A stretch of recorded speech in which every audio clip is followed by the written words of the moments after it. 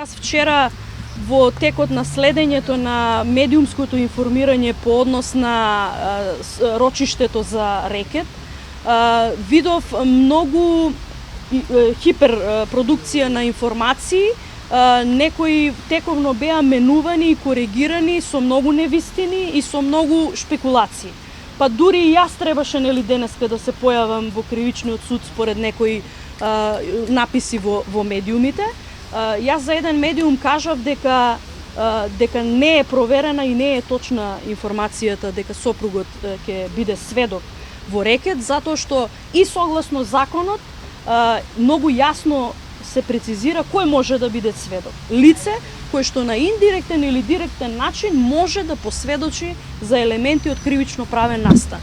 Како што кажав и досега, и јас и моето семејство немаме никаква директна и индиректна поврзаност со семејството Камчеви, со случајот рекет, за да би можеле да бидеме сведоци во еден ваков случај. Меѓутоа, многу индикативно беше пак начинот како и медиумите го пренесоа тоа. Сопругот на Фросина Ременски, обвинета во случајот Меѓународен сојуз.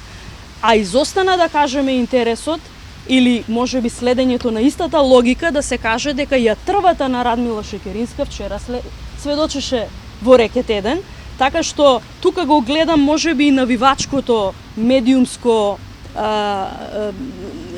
експлоатирање на тие информации и таа медиумска некоректност кога веќе се ставаат епитети, нека се стават до крај.